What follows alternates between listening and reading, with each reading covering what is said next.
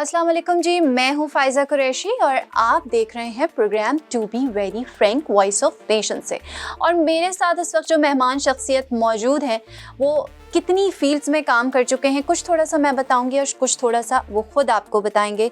Writing हो, comedy हो, hosting हो, एक्टिंग हो, बहुत सारी फील्ड में महारत के साथ काम किया, बहुत सालों से काम कर रहे हैं, बहुत सारी ऊंच नीच देखी अपनी ज़िंदगी में।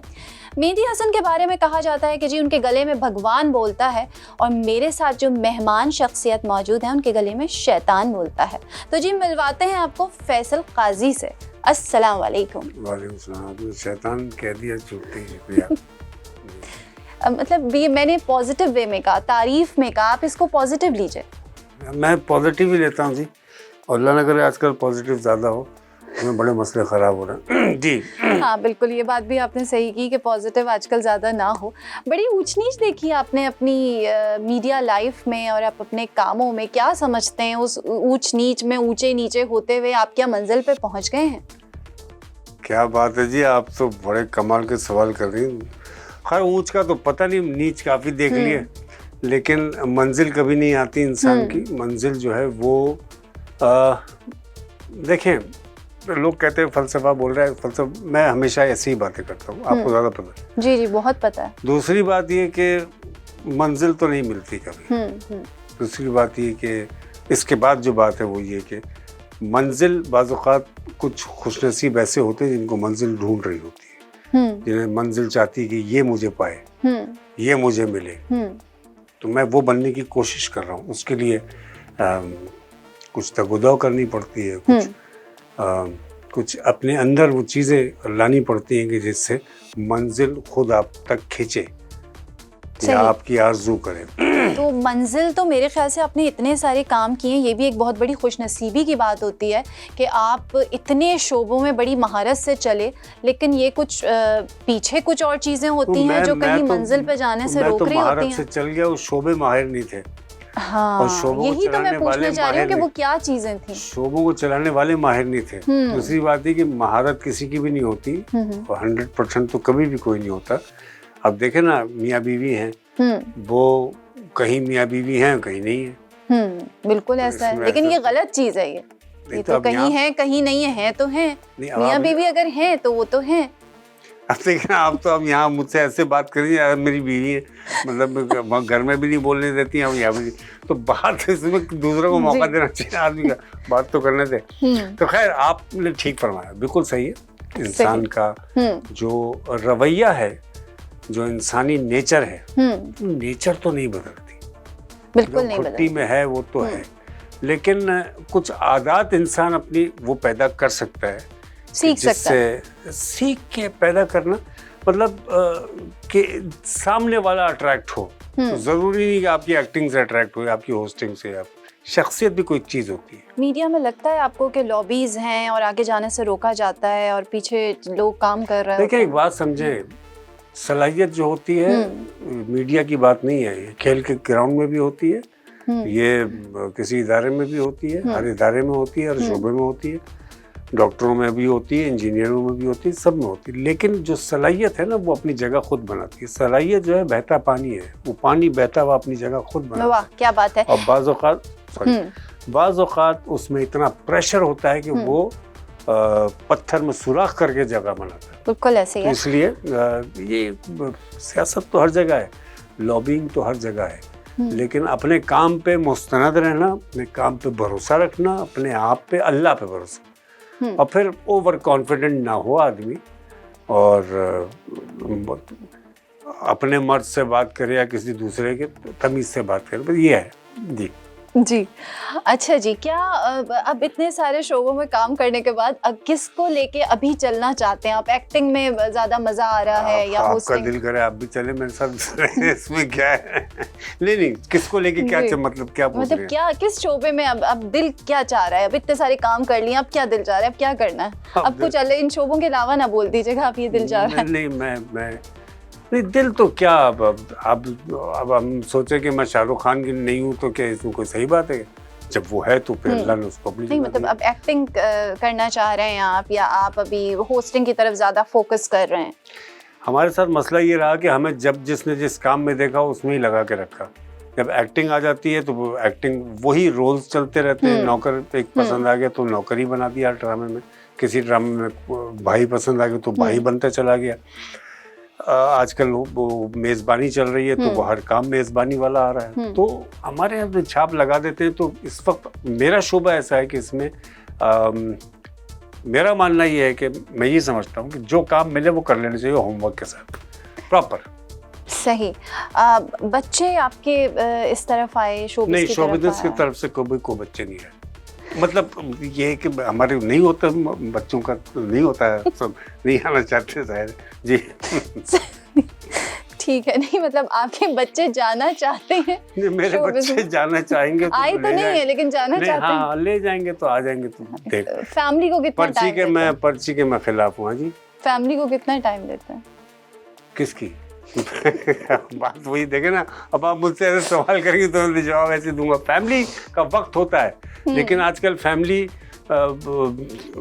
जिस वक्त फोन छोड़ देता है तो वो आ जाती है हमारे पास, वरना वो फोन पर ही रहते हैं। सारी फैमिलीज का एक ही हाल, सब जगह एक ही जगह है। तो ये तो आप नहीं समझते कि जो हेड ऑफ द फैमिली है उसके ऊपर ज्यादा एक जिम्मेदारी आती है? हेड ऑफ द फैमिली का हेड भी कभी कभी दुखता है, चकराता है, ऐसी बात नहीं, इंसान है वो भी, कभी कभी कुछ हो जाता है जी। आप कोई किसी सवाल का कोई सीधा जवाब देंगे? नहीं तो आप मुझसे सीधे सवाल करें तो मैं सीधा जवाब दूंगा जी। अच्छा जी, चलिए ठीक है। तो ये तो आपने बता दिया कि जो कैरेक्टर होता है वही मिलता चला जाता है। फिर भी एक सोच होती है इंसान की कि अब मुझे ये, आप लिखते बहुत अच्छा हैं, तो उसकी तरफ क्यों नहीं आते? अब उस तरफ तवज्जो क्यों नहीं दे रहे? अच्छे का तो फैसला मैं नहीं कर सकता। आपने ड्रामे लिखे हैं और बड़े बड़े नामों ने उन ड्रामों में काम किया है। मोइन अख्तर जैसे नाम आपके ड्रामों में शामिल थे और बहुत सारे अदाकार हैं जिन्होंने आपके लिखे हुए ड्रामों में काम किया। मैंने मेरा आपको पता है, मैं तो लिखता था तो मैं बताता नहीं था, मैं रखता जाता था सब। ये 2005 की बात है, पहली बार मुझे लिखाई के, बल्कि नहीं, हाँ, सादिया इमाम ने 99 में मेरा गाड़ी में बैठी हुई थी, तो स्क्रिप्ट रखा हुआ था और तो हमारे यहाँ बेटा होने वाला था, तो मैं भाग रहा था अस्पताल के, तो स्क्रिप्ट रखा हुआ, ये क्या है? मैं कहूँ ऐसी स्क्रिप्ट है, कुछ लिखा है, अच्छा दिखाओ दिखाओ। वो उसे उठा के पढ़ लिया, तो वो उसका नाम था मैं हुआ कुर्बान, बकरीद का एक कुछ लिखा था, माफ कीजिएगा। तो उसने उठा के पढ़ लिया, ये तो बहुत अच्छा लिखा हुआ है, तो इसको बनाओ ना। मैंने कहा मैं कहाँ से बनवाऊंगा, तो कोई प्रोड्यूसर जानने वाला नहीं, कुछ भी नहीं। अभी टेंशन दिमाग में, बीवी दाखिल है वहाँ पे, वो हमारे यहाँ औलाद है, पहली औलाद है, ऑपरेशन होना है, तो सारा दिमाग वहाँ लगा हुआ है। तो खैर लगा चलो तुम फारिग हो जाओ फिर ना, तुम मुझे कॉल करना। सही। तो मुझे याद है बेटा पैदा हुआ और आप रूम में आ गई थी, तो उसके बाद फिर मैं बाहर बैठा लिख रहा था, उसका वाइंड अप रह गया था। सही। तो मैं बाहर बैठ के मैंने लिखा और फिर उसके बाद सादिया इमाम ने उसको प्रोड्यूस किया, बनाया, पीटीवी वर्ल्ड पे वो चला। उसके बाद फिर हिम्मत खुली थोड़ी, अनवर मकसूद साहब ने बड़ा अप्रिशिएट किया था उसमें, बहरोज अफजारी थे उसमें, मरूम जमशेद अंसारी थे उसमें। कम अप्रिशिएट करते हैं ऐसे लोग, लेकिन किया माशाल्लाह। नहीं, उन्होंने बहुत अप्रिशिएट उस वक्त किया था, क्योंकि मैंने फ़ोन किया था उनको कि अनवर आपने देखा, तो उनका नहीं बहुत अच्छा लिखा तुमने, और वो पहली लिखाई थी। वो लिख रहा था उससे पहले भी, लेकिन दिखाया नहीं, मैं दिखाता नहीं था। तो फिर उसके बाद आर्टिकल्स भी लिखे कुछ, जंग में भी कुछ, और फिर जाहिर है देखें, सीधी सी बात मैं बताऊँ, हर एक को ना नहीं मिलता, आसानी नहीं मिलती। आपने अगर दोबारा लिखना शुरू किया तो क्या आप भी इसी ट्रेंड को लेकर आगे बढ़ेंगे जो अब चल रहा है, या उसको वापस लेकर आएंगे जो चला गया? ये जो आप बता रहे हैं ये मुआशरे के किरदार है, ये मुआशरे में हो रहा है, ये जो टीवी पे दिखाया जा रहा है। लेकिन हाँ, मैं इसके खिलाफ इस तरह हूँ कि मुआशरे में तो और भी बहुत सारी बुराइयाँ हो रही हैं। बिल्कुल।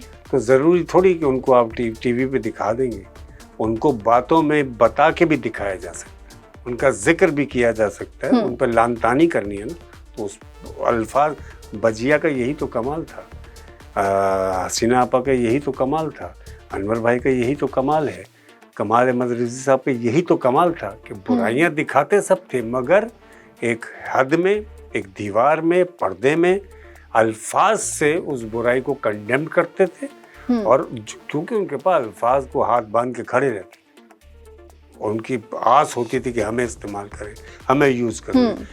अब राइटर्स के पास पता नहीं शायद अल्फाज नहीं होंगे, या प्रोड्यूसर्स की डिमांड होती हो कि भाई ये दिखाओ, को मिर्च मसाला डालो इसके अंदर, तो फिर जाहिर है बहुत सारी, लेकिन बहरहाल बहुत सारी चीज़ें हैं मुआशरे की ऐसी हैं जो आप ढके छुपे अंदाज में बता सकते हैं, कह सकते हैं, और हम समझ लेंगे, हम समझने को तैयार हैं। सही। इतने बड़े बड़े नामों के साथ आपने काम किया, कोई ऐसा वाक़या जो याद रह गया हो सफ़र के दौरान, किसी ऐसे किरदार के साथ, किसी ऐसे शख्स के साथ, तो बताइए। वाक़या सचमुच ड्रामा शुरू हुआ था सन 2001 था शायद, और लाहौर जा रहे थे, मरहूम मोइन भाई थे, मैं था, तो हमारी सीट थी ऐसी, आइल सीट थी, उधर वो बैठे हुए थे, आइल पे मैं बैठा हुआ था, उधर एक खातून थी, और वॉशरूम का रास्ता यूं करके जाते हुए, यूं करके ऐसे था उन खातून के आगे से, तो मैं पहले वॉशरूम चला गया, तो वापस आया तो वो खातून तस्बीह पढ़ रही थी। कह लगी बात सुनो बेटा, ये जो ये है वो टीवी पे जो आता है ये वही है, वो नाम नहीं ले पा रही थी, बहुत ज़ईफ़ थी। मैं कहा जी। कह लगी इससे कहना मेरा शौहर ऐसा होता मैं जिंदा जला के मार दूँ। अच्छा, वो उस वक्त सचमुच नया चल रहा था, उनकी 2 बीवियों का वो दिखाया जा रहा था उसमें, तो मैं कहा सर ज़रा वो वॉशरूम तो नहीं जाना आपको? कह लगा नहीं, क्यों? मैं कह इधर से मत जाएगा, ये जो है ना खातून कह रही है जान से मारना, हाँ तो वो ना आपसे नफरत कर रही है। तो कह लगे किरदार की कामयाबी का ये वो है, ये किरदार की कामयाबी होती है कि उससे नफरत कीजिए। मैंने कहा भाई अल्लाह के वास्ते आप इस वक्त अमरीश पुरी ना बने, अल्लाह के, आप मत चले जाइएगा, कुछ कह ना दें।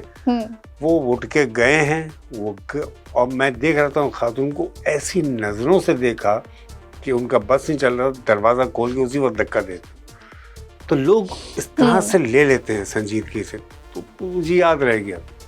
उनके साथ बहुत सारे वाक़यात हैं, पूरी दुनिया की ट्रैवलिंग है। और आप अभी कह रही थी कि किस तरह से स्ट्रगल और किस तरह शुरुआत, तो मेरी शुरुआत बड़ी स्ट्रगल जो थी, एक तो होती है स्ट्रगल और एक होती है बहुत बुरी स्ट्रगल।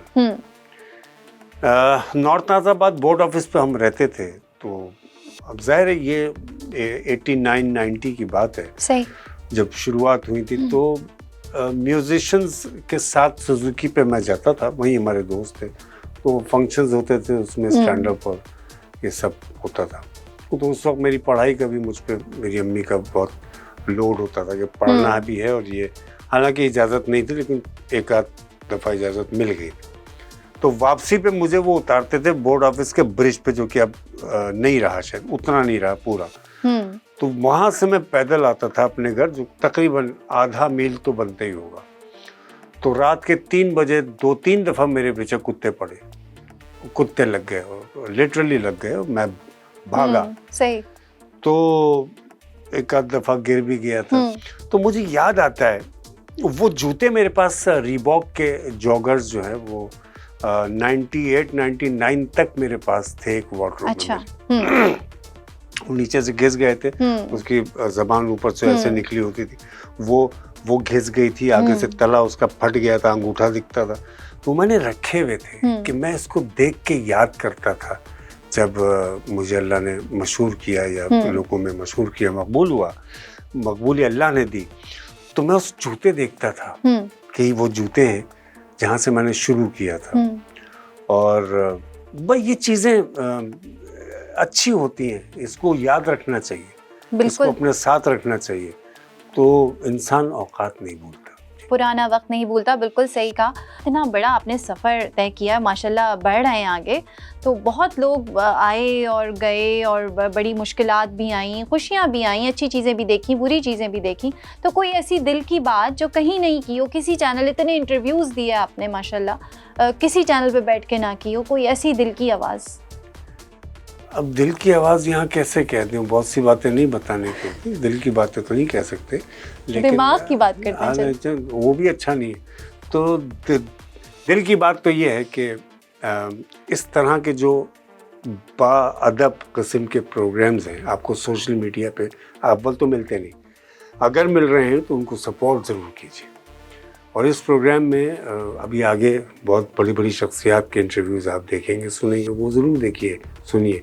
ऐसे इदारों को सपोर्ट कीजिए, क्योंकि ये वॉइस ऑफ नेशन है, ये आपकी भी आवाज़ बन सकता है, ये आपकी भी आवाज़ बनेगा।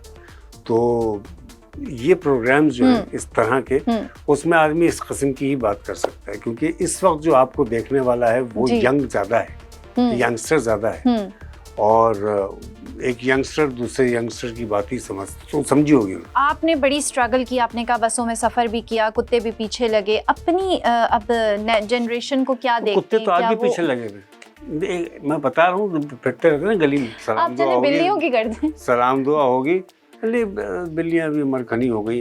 तो मैं ये कह रहा हूँ कि क्या कुत्ता क्या कह रही है?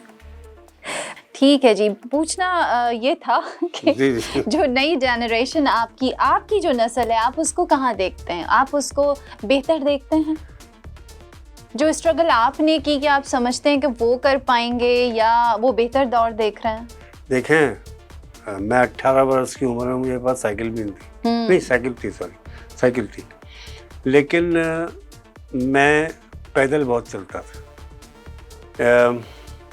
मैं ये नहीं कह रहा कि मैंने अपने बच्चों को ये कहा कि यार गाड़ी के बगैर हिलना नहीं, मैं कोई तुम्हारी जान के खिलाफ है, कोई देख ले तो क्या कहेगा, ऐसा नहीं है। मैं चाहता हूँ कि पैदल चले, मशक्क़त उठाएं, तकलीफ अल्लाह ना करे तकलीफ, वो उस ज़ुमरे में बात नहीं कर रहा, मेहनत वाली तकलीफ जो जिसमें पसीना आता है, जिसमें जान लगती है, जिसमें सोच लगती है। देखें, अब वो नहीं हो सकता, कुछ भी कर ले वो नहीं हो सकता, क्योंकि उस वक्त की सहूलियत कुछ और थी। इंटरनेट तो उस वक्त भी था, MSN मैसेंजर था, उसमें ईमेल था, ये उस वक्त की सुपरहिट चीज़ थी, लेकिन हमने उसको अपने ऊपर तारी नहीं किया था। उस वक्त मेरी अम्मी कंप्यूटर खोल के देती थी शाम 6 से 8 बजे तक, बस उसी में चैटिंग जिससे हो गई बाकी तो फ़ोन पर बातें होती थी। फ़ोन ज़ाहिर है उस वक्त तो इनकमिंग के भी पैसे थे, आउटगोइंग के भी पैसे थे, ये तो बाद में फ्री हुआ था। तो ये कोई 80-70s की बात नहीं, मिड 90s की बात कर रहा हूँ। हमारे यहाँ फ़ोन तो हमारे दादा ने लगवाया और दरख्वास्त दी थी, नानों ने दरख्वास्त दी थी, और अम्मी बेचारी जब बूढ़ी होने आ गई को आई तो फ़ोन लग गया, इतनी जल्दी लगता था फ़ोन। तो आजकल जो है ना, वो बच्चे मेहनत कर रहे, वो शॉर्टकट्स आ गए। अब देखें, मैं इसको इस तरह कहता हूँ कि पता बता दो से लेके लोकेशन भेज दो तक की जिंदगी, मुझे आज यकीन नहीं आता कि ये 24 बरस कैसे गुजरे, यूं गुजर गए। तो वो जो लोकेशन आती है ना, उसमें पहुंचने में वो मज़ा नहीं आता, जो एड्रेस ढूंढने में मज़ा आता। एक आदमी को रोक के, भैया ये शफकत साहब का घर यहाँ रहते हैं, उनकी अम्मी मरी थी पिछले हफ्ते, याद है आपको? तो इस तरह तो अब वो लोकेशन में नहीं है, अब वो लोकेशन में आवाज़ आ रही है, take right, take left, make a U turn, सही, ठीक है। तो वो अब जदीद हो गया। तो अब बच्चे जदीद हो गए।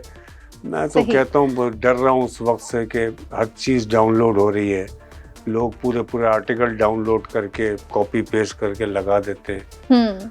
पता नहीं कोई ज़माना हो सकता है ऐसा, बच्चे डाउनलोड कर ले आदमी कि चलो यार कौन अपनी जवानी बर्बाद करे, कौन अपना फिगर ख़राब करे, बच्चे ही डाउनलोड कर लो। ठीक है, ऐसा हो सकता है, मुमकिन है जी। जी सारा, बहुत सारी बातें आपसे हुई। अब ये भी बताइए कुछ अच्छे वाक़यात भी आपने हमसे शेयर किए। आपने इतनी बातें कर ली, अब घर जाके फिर बात नहीं करेंगे, अब फायदा यहाँ बहुत बातें कर ली। हाँ बिल्कुल, घर में टाइम नहीं होता, तो लोग जो हैं वो, आपने जैसे कहा कि टेक्नोलॉजी इतनी बढ़ गई है कि फ़ोन पे लगे हुए होते हैं, तो टाइम मिलता नहीं है बात करने का। तो जी कोई ऐसी बात जिससे बड़ा हर्ट हुए हो? कभी ऐसा होता है, कभी आपको लगी लिपटी को रख लेती हूँ, चलो इस बात का जवाब ना दूं मैं, तो छोड़ो, जुमला लग गया तो लगवा ही लूं मैं, ना दे जो क्यों लगवाएं? मुंह फट क्यों हो जाता है इंसान, मुंह फट नहीं होना चाहिए ना, क्यों लगवाएं जुमला? कैमरामैन भी आपके हंस रहे हैं। चलें, हाँ। कोई ऐसी चीज़, कोई ऐसी बात, किसी की बात, भले आप नाम ना लीजिएगा, लेकिन कोई ऐसी बात जो आपको हर्ट कर गई हो। इतने सारे आपने काम किए, कभी कोई ऑडिशन दिया हो, बहुत उम्मीद से कहीं गए हों कि ये काम बस मैंने ही करना है, ये काम बस मैं ही करूँगा, अच्छा, बड़ा होमवर्क किया हो, लेकिन 2012 में मैं एक निजी टीवी चैनल गया और जो आजकल आप देख रहे हैं क्या करेगा काजी, ये नाम रख के गया और उसका पूरा एज इट इज जो फॉर्मेट आज आप देख रहे हैं वो उस वक्त बना के गया था 2012। तो मुझे HR हेड के पास भेजा गया कि जो HR हेड से मिलने, वो मेरे आज भी बेहतरीन दोस्त हैं मेरे दिल में। तो उस वक्त उन्होंने वो आइडिया देखा, यार ये तो बहुत ज़बरदस्त है, अरे वाह वाह। मुझे बड़ा हौसला हुआ कि अब ये कुछ शायद बात बढ़ेगी। HR हेड से बात कर रहा हूँ। उसने कहा, फैसल बात ये है कि तुमको मैं यहाँ पे ये आइडिया सबमिट कर दो और करवाते किसी फीमेल से, क्योंकि यार तुम्हारी मार्केट से सेल नहीं आ रही है, तुम बिकोगे नहीं। मैंने कहा शायद मजाक कर रहा है। मैंने कहा क्यों कह रहे हो ऐसे? कह रहा नहीं यार सॉरी यार, पिछले 2.5-3 साल से तुम्हारा फीडबैक नहीं है, तुम बिक नहीं रहे। मेरा वो वापसी का सफ़र था, मैं गाड़ी ड्राइव करता हूँ आपको पता खुद। तो मैं पूरे रास्ते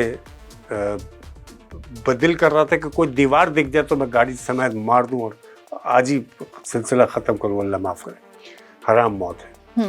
बेशक दिल दुखा और वो शायद वही वक्त था कबूलियत का। 1.5 साल के बाद फिर मुझे एक सीरियल उसी चैनल पे बुला के मिला जो कि ZTV का है, जो कि अभी जी ज़िंदगी में चलने वाला है, तेरी मेरी जोड़ी। वो 80 किस्तें मैंने की और पारसी का रोल किया और उसके चलते चलते अल्लाह ने एक और इन जो भी जो कहते थे या समझते थे कि तुम नहीं बिकोगे या तुम नहीं बिकते, ऐसा कुछ नहीं होता, कचरा भी बिक रहा है आजकल। बिल्कुल ऐसे ही। हम तो फिर बेहतर कचरा है। तो उसके चलते चलते नेस्ले एवरीडे सब जानते हैं, अगर इसका नाम बीप लगा दीजिएगा अगर ना हो। तो शोएब मलिक सानिया मिर्ज़ा के साथ आपने कमर्शियल देखा, अल्हम्दुलिल्लाह वो किस तरह चला। फिर उसके फ़ौरन बाद GTV से आया, फिर मैं USA हुआ।